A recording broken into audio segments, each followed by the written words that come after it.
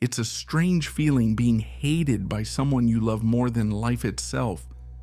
"Just fuck off," she'd screamed, head buried in the duvet like a suppressor on a handgun. An adolescent assassin. It felt like a bullet.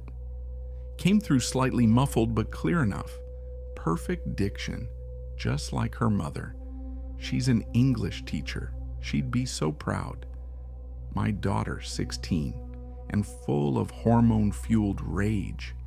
For some reason, all channeled at me. Hovering outside the bedroom door in my flip-flops, I think they make me look cool, dressing gown gaping, stomach hanging over my boxer shorts, tying itself in knots at the sound of her sobbing into a pillow. Every cell in my body wanting to go in, scoop her up and hug her like I used to. I'm not even sure what I'd said to upset her. Probably one of the classics. "Hi, how are you? Could you turn your music down, please? Your mother's trying to sleep." She was trying to sleep, her mother. Went to bed around 9, herbal tea in hand, mumbling something about mulching hydrangeas in the morning, ready for their winter sleep. I could use a bit of mulching myself. I think either way, she'd be soundo by the time I got to bed.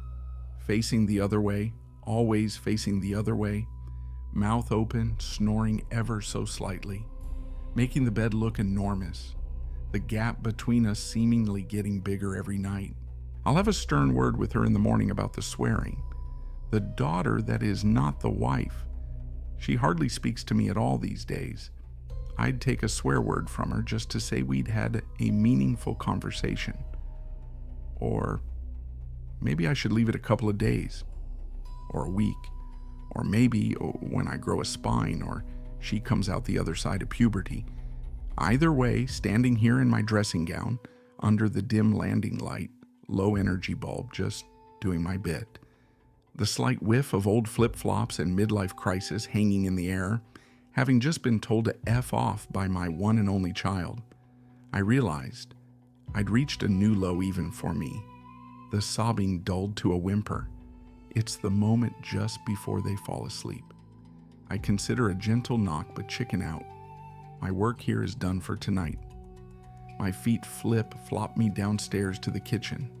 On autopilot, really, not hungry, just not ready to crawl into a cold bed and lay awake for another 2 hours, worrying about the Middle East and the war in Ukraine while she snores next to me all the way across on the other side of the bed. You see, this is one of the things about middle age that no one warns you about. Finding yourself standing in a room, not entirely sure why you are there, just waiting for something to happen. Knowing that the younger version of you would have purposefully strode into the kitchen and cracked open a cold beer without giving a thought, without worrying whether it would make you need an extra wee during the night, or worse than that, 2 extra wees. I open the fridge door and stare in. It bathes me in soft light, like an old friend giving me a much-needed hug. "Welcome. Come in. What's it to be, mate? Same as yesterday."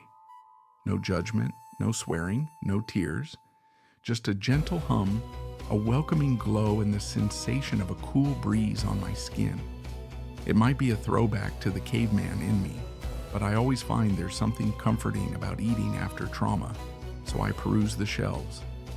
And there it is, in all its calorific splendor, half a trifle. Or at least that's what I told myself. It was more like 3/4 of a trifle. A spoon sticking out of the bowl, maybe from last night. Not sure how long it'd been there. Could have been left over from last Christmas for all I cared. I didn't hesitate, just dug in deeply. The spoon emerged with a satisfying squelch only a trifle can make dripping with cold custard and cream. I pushed it straight into my mouth without a second thought. The cream tasted a bit fridgy, slight tang of camembert. I didn't care. I took another bigger this time, then another. Custard dripped down my dressing gown, a small dollop landing between my toes. It was the pudding equivalent to sticking my fingers up at my daughter for swearing at me. It felt good, briefly. Then it happened, without warning.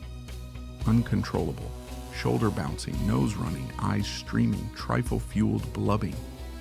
My mouth was so full I couldn't catch my breath as the sobs poured out of me. I let it come. No point in trying to hold it in. My dressing gown once again took the brunt of it. I wiped my nose on the sleeve and smeared trifle and snot from the cuff to the elbow. It didn't matter. My dignity had long since disappeared somewhere in my late 30s, packed its bags and left the party with my metabolism and most of my follicles. Then the fridge started to bleep at me. Apparently it too had boundaries. I managed to spoon in one more mouthful, half of it running down my chin. And there I stood. Funny how quickly uncontrollable tears can turn to uncontrollable anger, burning my insides, rising in my throat. Or maybe that was the trifle. So I did what every grown man would do in this situation to maintain his alpha position in the family. In a blur of toweling, snot and custard, my phone was out of my dressing gown pocket, and the Amazon app was opened. Before I even knew what I was doing, I'd typed into the search, electric guitar, the screen covered in trifly fingerprints. I scrolled down and there it was, all shiny and red. Beginner's electric guitar package comes complete with amp, strap, and tuner. I asked for a guitar for my 10th birthday. My mom and dad gave me a Rubik's Cube. I think it was broken, never did get it to work. Sawed it. Click. In the basket. Next. Sweat beading on my forehead. Paddleboard. Comes complete with life jacket and scratch vest. Sawed it. Scratch vest, size small. Click. Wait. Delete. Scratch vest, size large. Click. In the basket. Next. Inflatable hot tub, 4-person. I'll be a babe magnet once I've learned to play my guitar. Delete. Inflatable hot tub, 8-person. Sawed it. Click. In the basket. For the first time in a long time, although a little nauseous, it felt like I was winning.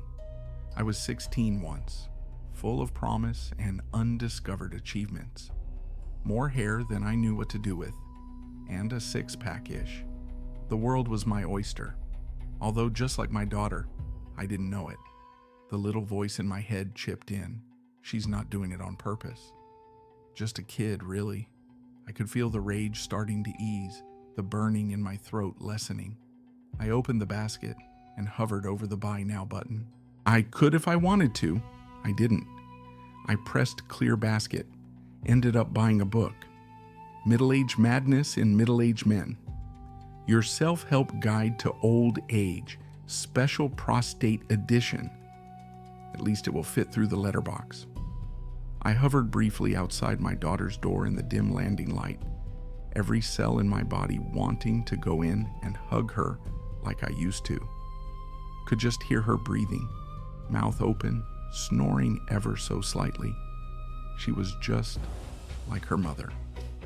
I crawled into a cold bed with mild indigestion and lay awake for another 2 hours worrying about the Middle East and the war in Ukraine, while the wife snored next to me, all the way across on the other side of the bed. Just fuck off, she'd screamed, head buried in the duvet like a suppressor on a handgun. An adolescent assassin. It felt like a bullet. It's a strange feeling being hated by someone you love more than life itself. I'll have a stern word with her in the morning about the swearing. Maybe